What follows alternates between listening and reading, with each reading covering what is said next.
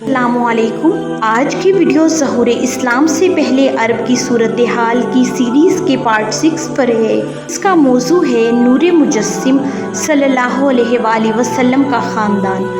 اگر آپ صلی اللہ علیہ وآلہ وسلم کے خاندان کی بات کی جائے تو ہاشم بن عبد المناف کی نسبت سے ہاشمی خاندان کے نام سے مشہور ہے۔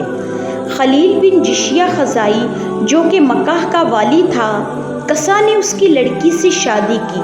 خلیل کے انتقال کے بعد مکہ اور بیت اللہ پر قصہ کا اقتدار قائم ہو گیا، یعنی کہ سربراہی قریش کے ہاتھوں میں آ گئی۔ یہ واقعہ 5ویں صدی عیسوی کے وسط کا تھا۔ قصہ نے مکہ کا بندوبست کچھ اس طرح کیا، قریش کو اطراف مکہ سے بلا کر پورا شہر ان پر تقسیم کر دیا اور ہر خاندان کی بدوباش کا ٹھکانہ مقرر کیا۔ قصہ کا ہی یہ کارنامہ ہے کہ اس نے حرم کعبہ کے شمال میں دار الندوہ تعمیر کیا، جس کا دروازہ مسجد کی طرف تھا۔ یہ در حقیقت قریش کی پارلیمنٹ تھی، جہاں پر تمام بڑے بڑے اور اہم معاملات کے فیصلے ہوتے تھے۔ قریش پر دار الندوہ کے بڑے احسانات ہیں، کیونکہ یہ ان کی وحدت کا ضامن تھا اور یہیں پر ان کے تمام الجھے ہوئے پیچیدہ مسائل بحسن اور خوبی حل ہوتے تھے۔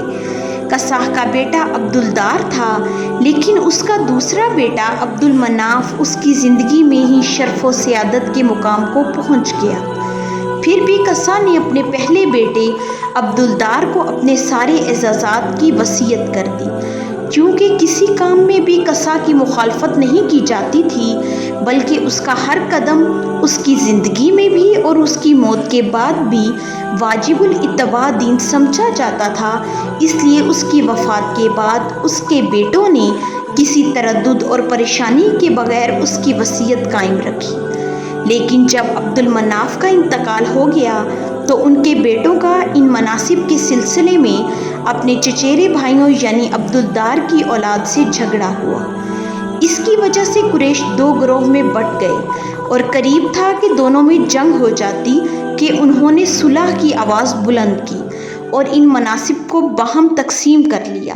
چنانچہ حاجیوں کو پانی پلانا، ان کی میزبانی کرنا کے مناصب بنو عبد المناف کو دیے گئے اور دار الندوہ کی سربراہی، جنگ کا پرچم، خانہ کعبہ کی پاسبانی بنو عبدالدار کے ہاتھوں میں رہی۔ پھر بنو عبد المناف نے اپنے حاصل شدہ مناصب کے لیے قرعہ ڈالا تو قرعہ ہاشم بن عبد المناف کے نام نکلا۔ لہٰذا ہاشم بن عبد المناف نے ہی اپنی ساری زندگی حاجیوں کو پانی پلانا اور ان کی میزبانی کرنا اور ان کے تمام اقدامات کا ذمہ لیا، اور جب ہاشم بن عبد المناف کا انتقال ہو گیا تو ان کے بھائی مطلب نے ان کی جانشینی کی۔ یہ بھی اپنی قوم میں بڑی خوبی اور اعزاز کے مالک تھے۔ مطلب کے بھائی ہاشم جن کے مطلب جانشین بنے، ان کا یعنی ہاشم بن عبد المناف کا ایک بڑا اہم واقعہ ہے کہ وہ تجارت کے لیے شام کو تشریف لے جا رہے تھے کہ راستے میں مدینہ پہنچے اور وہاں قبیلہ بنی نجار کی ایک خاتون سلمہ بنت عمرو سے شادی کر لی۔ پھر کچھ دن ٹھہر کر بیوی کو حالت حمل میں میکے ہی چھوڑ کر شام کو روانہ ہو گئے اور وہاں جا کر فلسطین کے شہر غزہ میں انتقال فرما گئے۔ ادھر سلمہ کے بطن سے لڑکا پیدا ہوا، اس کے بالوں میں سفیدی تھی، اس لیے سلمہ نے اس کا نام شیبہ رکھا اور اپنے میکے ہی میں ان کی پرورش کی۔ 497 عیسوی کی بات ہے۔ یہی لڑکا آگے چل کر عبد المطلب کے نام سے مشہور ہوا۔